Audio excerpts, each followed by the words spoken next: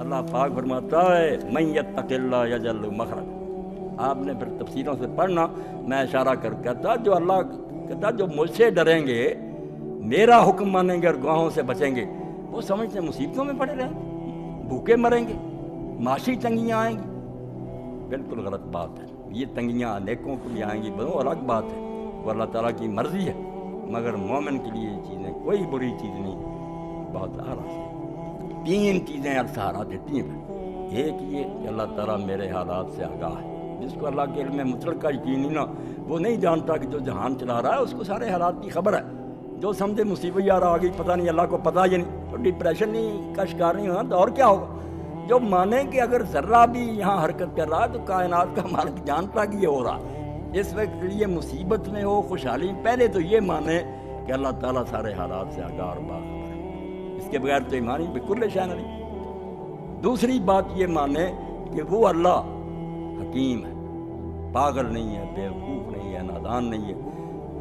ساری دانائی اور حکمت جو ہے اسی کے پاس ہے. بندوں کو تو ذرا ذرا، جب اس کو حکیم ماننے کا دانا، جیسے طبیب پر حالانکہ ڈاکٹر کاٹ دیتے ہیں، لوگ خوشی سے فیس لے کر کٹواتے ہیں. کیوں؟ بھروسہ ہے کہ یہ دانا ہے، ٹھیک کر. تو یہ مانے گا کہ اللہ اگر مصیبت نازل کرتا ضروری نہ ہوتی تو کیوں کرتا، وہ احمق ہے کہ غلط کام کرے. دانا. اور ساتھ یہ کہ اگر سمجھے کہ جانتا بھی ہے، دانا بھی ہے، مگر وہ یار مہربان نہیں ہے، لاپرواہ ہے. لوگ مرتے رہے، روتے رہے. جیسے یونان کے دیوتا جو ہیں وہ پہاڑ پر بیٹھے تماشا دیکھتے تھے، لوگ جتنا چیختے تھے، انہیں مصیبتوں میں خوشی نہیں. وہ رحمان اور رحیم. ماں باپ کے دل میں بھی وہ شفقت نہیں ہے. یہ 3 صفات پر اگر یقین ہو جائے کہ وہ سب کچھ جانتا ہے، اس کے حکم سے ہو رہا، اور وہ دانا ہے، اور وہ خواہ کسی کو تنگی میں نہیں ڈالتا، رحیم ہے، مہربان ہے. جو اس مصیبت میں ملے گا آپ ہی سوچ لیں کہ وہ پھر ایسا نہیں پودا ہوگا جو دریا کے کنارے ہوگا، جو کبھی خشک ہوگا ہی نہیں. مصیبتوں کے پہاڑ بھی ٹوٹے خوش. دوسرا کروڑ پتی بھی ہوگا نا، آپ ٹٹول کر دیکھیں، پریشان، غمگین، گولیاں کھا کر سوئیں گے. وَمَن يَتَّقِ اللَّهَ يَجْعَل لَهُ مَخْرَجًا. یہ آیتیں ہیں جن کا حضور نے کہا ایک ہی آیت کافی ہے لوگوں کی، اگر اس کو پکڑیں کہ جو اللہ کی نافرمانی سے بچے گا اور ہر وقت کہے گا گناہ نہیں کرنا، حرام نہیں، اللہ کے حکم، تو اللہ کہتا ہے آزمائشیں تو ہوں گی، رگڑے تو لگیں گے، مگر یاد رکھے وہ یجعل لہ مخرج. نا امید بالکل نہ ہو، مایوسی کفر ہے. میں ایسا یہ آزمائش میں نہیں ڈالتا جو لوگوں کی طاقت سے باہر ہو. یہ تو زیادتی ہو. جتنا وہ برداشت کر سکتا ہے آزماتا ہوں. تم بے صبر نہ ہو جانا. یجعل لہ مخرج. اللہ کو راستہ اس سے نکلنے کا بنا دے گا. وقت آ جائے گا انشاءاللہ راستہ کھل جائے گا. وَيَرْزُقْهُ مِنْ حَيْثُ لَا يَحْتَسِبُ. اور اس کو ایسی جگہ سے رزق دے گا اور نعمتیں دے گا جس کا اس کو گمان بھی نہیں. وہ سوچ بھی نہیں سکتا تھا کہ مجھ کو ادھر سے بھی کچھ مل جائے. میں نے اپنے بارے میں دیکھا، یہ خداوش کلیار صاحب کے بارے، عبد المالک کے پاس بھی کچھ بھی نہیں تھا، بچہ خود بھی بہت تنگی میں گزارا کرتے تھے. اللہ نے اتنا دے دیا، ان کے پاس گاڑیں ہیں، کوٹیاں. میرے ساتھ بھی بچے کہاں تک پہنچ، سوچ بھی نہیں سکتا آدمی کہ اللہ کہاں سے دے دے. بالکل ایک آنا بھی نہیں ہوتا. 1 روپیہ مجھے کوئی ادھار نہیں دیتا، اپنے بھائی نہیں دیتے. اور اب سب بچوں کے پاس کاریں ہیں، کوٹیاں، وہ بھی اللہ کی ساتھ. تو اللہ فرماتا ہے اگر تم گناہ سے بچو گے، مجھ سے ڈرتے رہو گے، تو شیطان تمہیں کہتا کہ دین پر چلنے سے مر جاؤ گے. نہیں، اس مشکل سے نکلنے کا راستہ بند ہے. اور اس پر ایک دعا آپ کو میں نے پہلے بھی بتائی تھی، اب بھی بتا دوں کہ حضرت سیدنا یوسف علیہ السلام جن دنوں میں جیل میں تھے، اب نبی سے کوئی اللہ کو پیارا، وہ بھی مصیبت بہت رہے. تو حضرت جبریل علیہ السلام نازل ہوئے. یہ دعا آپ سارے لوگ اس کو لکھ لیں اور یہ شروع کریں انشاءاللہ. جو بھی پریشانیاں دور، کسی کو بچوں کی ہے، کسی کو رشتوں کی، اللہ کا اصول ہے کہ آزمائشیں. تو جبریل علیہ السلام نے آ کر کہا یوسف علیہ السلام ہر فرض نماز کے بعد یہ کہہ دیا کر، اور شروع کیا. دونوں ہی کام ہو. اللہم اجعل لی مخرجا، اللہم اجعل لی من امری فرجا و مخرجا وارزقنی من حیث لا احتسب. اسی آیت کے مطابق کہ ان کے لیے نکلنے کا راستہ بھی بنا دوں گا اور رزق بھی ایسی جگہ سے دوں گا کہ ان کا گمان تھی. وہ نکلنے کا راستہ بھی بن گیا. باعزت جیل سے نکلے، بادشاہ نے خود احترام کر کے باہر نکالا، اور وہ رزق بھی مل گیا کہ وہ حاکم بن گیا ساری سلطنت کے، اور سارا مصر ان کی مٹھی میں آ گیا. فرمایا یہ صرف دعا کیا کرو، اللہم اجعل لی فرجا و مخرجا، میرے لیے گنجائش پیدا کر، تنگی ہے مخرج ہے اس مصیبت سے نکلنے کا کوئی راستہ بنا، ورزقنی من حیث لا تحتسب، اور مجھے ایسی جگہ سے رزق دے جو میں سوچ بھی نہیں سکتا۔ اللہ کہتا ہے شیطان، اور کسی شاعر نے بڑی پیاری بات کہی، ہمیں لے ڈوبا نا امیدی۔ اللہ کو ماننے والے بھی ہم مایوس ہیں کہ نہیں اب نہیں کچھ بنے گا۔ بھائی تمہارا خدا یا تو بالکل عاجز ہے، یا اسے خبر ہی کوئی نہیں، یا وہ احمق ہے، یا وہ رحیم نہیں ہے۔ کون سا کفر تمہارے دماغ میں شیطان نے بٹھا دیا کہ تم مایوس ہو گئے ہیں؟ سنبھلنے دے مجھے اے نا امیدی، کیا قیامت۔ شاعر رو پڑا، وہ شیطان ہے نا مصیبتوں میں نا امید کرتا۔ وہ شاعر کہتا ہے کہ ہاتھ سے جاتا رشتہ نظر آتا ہے کہ خدا بھی ہاتھ سے نکل رہا، میں تو خدا کو بھی چھوڑنے لگوں گا۔ تو کہتا سنبھلنے دے مجھے اے نا امیدی، اے نا امیدی دفع ہو جا، سنبھلنے دے مجھے اے نا امیدی، کیا قیامت ہے کہ دامان خیال ہے یار چھوٹا جائے ہے بس۔ تو یار کا خیال بھی میرے دماغ سے تو نکالنا چاہتا اللہ کا۔ تو اللہ کہتا ہے کہ جو مجھ سے ڈرتے رہیں گے، تنگیاں آئیں گی، لوگوں کو دیکھیں گے کہ عیش کر رہے ہیں، ہمیں یار یہ پریشانی نہیں، اللہ ان کے لیے اس مصیبت سے نکلنے کا راستہ بنائے گا۔ وَيَرْزُقْهُ مِنْ حَيْثُ لَا يَحْتَسِبُ، اور ایسی جگہ سے رزق دے گا جو سوچ ہی نہیں سکتی۔ اور اب اس کی دلیل دیتا، قرآن میں لاجک ہے، منواتا بات دلیل سے کہ کیسے ایسا ہو جائے۔ فرمایا مَن يَتَوَکَّلْ عَلَى اللَّهِ، جو اپنی کوشش کرنے کے بعد معاملہ اللہ کے سپرد کر دے گا کہ سارا جہان تیرے قابو میں ہے، تو جانتا بھی ہے، مہربان ہے، اور تجھے ڈکٹیشن کی کیا ضرورت ہے، تو سب کو آج ہی بے جانتا کہ یہ کرنا ٹھیک ہے۔ وَمَن يَتَوَکَّلْ عَلَى اللَّهِ، جو اپنے معاملات اللہ کے سپرد کر دیں گے فَهُوَ حَسْبُهُ، کبھی بھی یہ شکایتیں ہوگی کہ اللہ نے تو کچھ بھی نہ بنایا، وہ اس کے لیے پھر کافی ہے۔ تو ذرا صبر کر اور اس کا دامن مضبوط سے پاک، وہ کافی ہے تیرے۔ سب دشمن پھونک مار کے اڑا دے گا، سارے مقدمے ختم ہو جائیں گے، جھوٹے منہ کی کھائیں گے، وہ کافی ہے۔ ان اللہ بالغ امرہ، اور آپ یہ بھی سوال تھا کہ کیسے کافی؟ یقین ہو بھی طاقت ہے، کچھ کر سکے گا، اگر وہ خود ہی کمزور ہے کیا بنائے گا میرا؟ اس کے ساتھ فکرہ جوڑ دیا۔ اس لیے میں کہتا ہوں کوئی کتاب اس کا مقابلہ نہیں کر رہی، جتنی مرضی تقریریں کرے، اس طرح فکریں جوڑنا صرف خدا کا کام، موجزانہ۔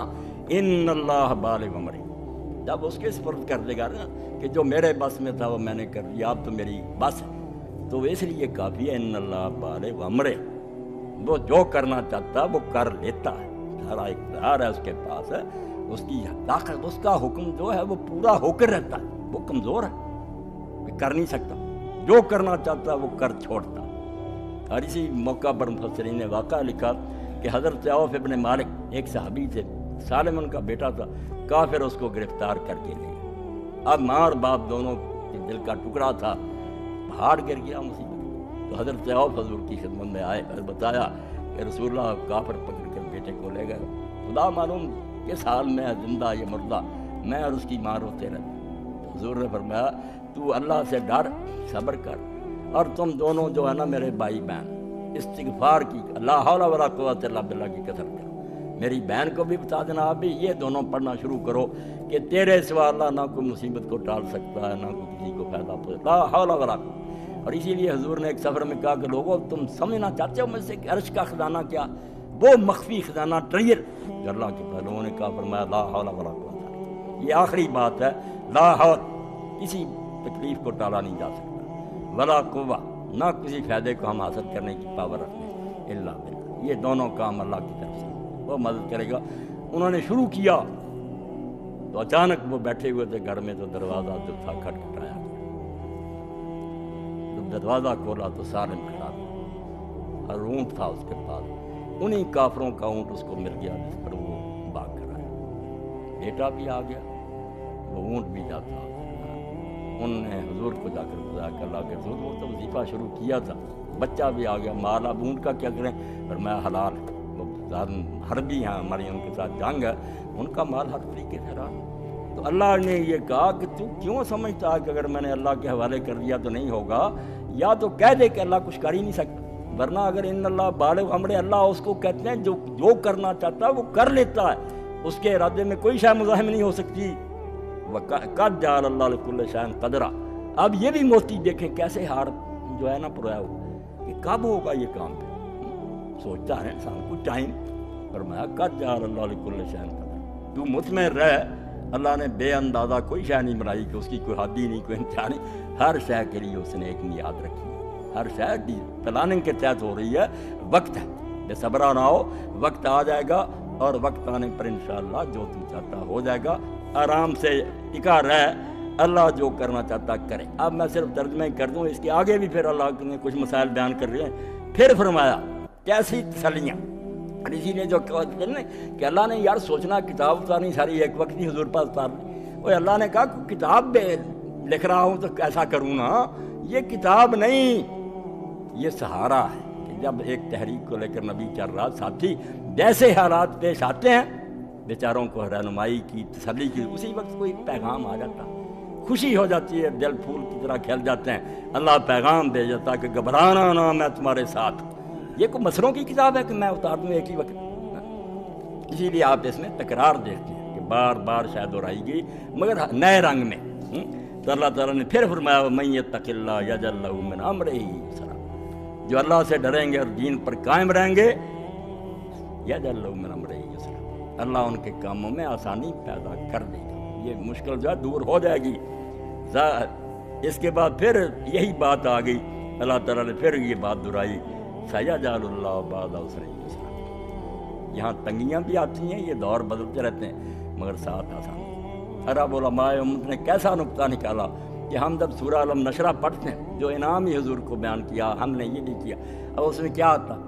فَإِنَّ مَعَ الْعُسْرِ يُسْرًا، إِنَّ مَعَ الْعُسْرِ يُسْرًا، دو مرتبہ اس آیت کو دہرایا۔ اور گرامر کے مطابق العسر جو ہے نا، دونوں مرتبہ اس پر الف لام ہے، جیسے ہم اے این بولتے ہیں، ادھر بولتے ہیں کہ یہ ڈی ہے، اے بک کوئی کتاب، ڈی بک ہوتی خاص معرفہ ہوتا ہے العسر، پھر وہ وہی العسر۔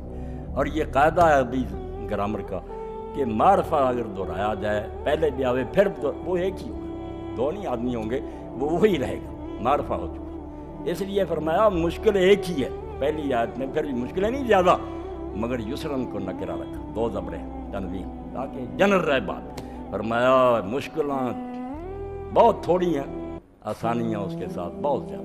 گرامر کے لحاظ سے ایک ٹکڑے میں بیان کر دیا کہ کیوں بنایا ہوا۔ زندگی میں ایک آدھ دن بخار ہو گیا تو ہائے ہائے کرتا پھرتا، ساری عمر تندرستی رہتی، اس کا نہیں ذکر کرتا۔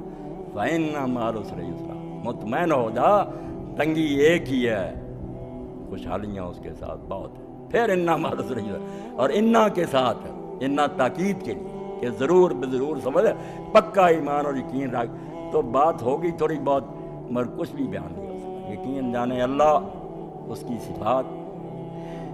اب اللہ کو مانا تو وہ معتبر سمجھا جاتا جو اللہ کو اس طرح مانا جائے جو سچ مچ ہے، کہ حالات سے واقف ہے، دانا ہے، رحیم ہے، قادر مطلق۔ ایسا خدا مانیں گے تو بات بنے گی۔ اگر یہی ہے صرف کہ کوئی ہے اللہ، اس سے کیا بنے گا؟